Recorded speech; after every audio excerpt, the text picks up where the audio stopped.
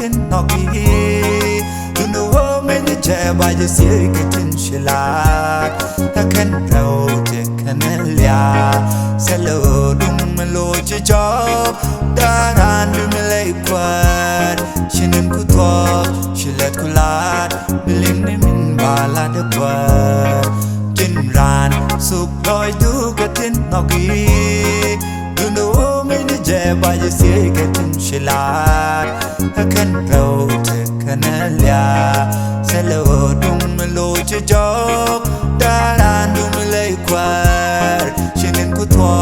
shilet kulat bilim ni min bala de kwat biram chilet da gwalo biloy de tet e kwara gwan indorar bitin ci dol ta parmidi watin chalungo biram chilet da gwalo biloy de tet e kwara gwan indorar bitin ci dol ta parmidi watin chalungo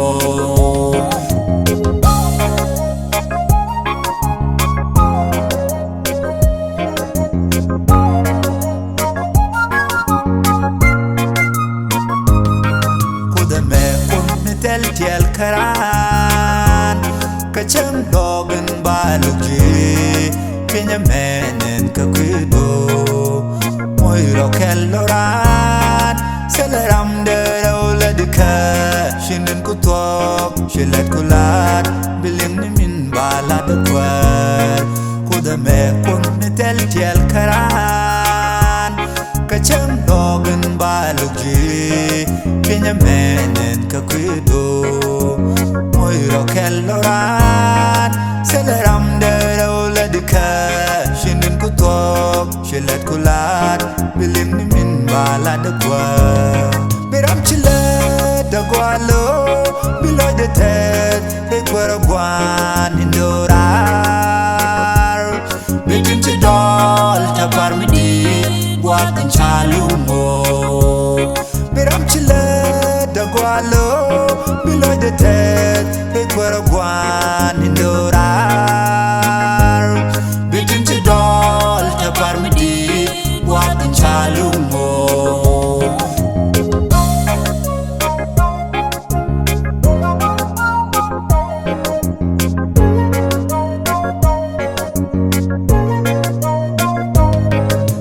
ngas kemin tanyam de cho poda shaluka ta kanen mission minoran tegiro den cha kama shio de luang kwel shinin kutwak shilat kulat bilim min bala de kwat ta ngas kemin tanyam de cho poda shaluka ta kanen mission minoran tegiro den cha kama shio de luang kwel shinin kutwak shilet kulat bilim ni min bala de kwat biram chilet da gwalo biloy de tet e kwara gwan indorar bitin ci dol ta parmidi watin chalungo biram chilet da gwalo biloy de tet e kwara gwan indorar bitin ci dol ta parmidi watin chalungo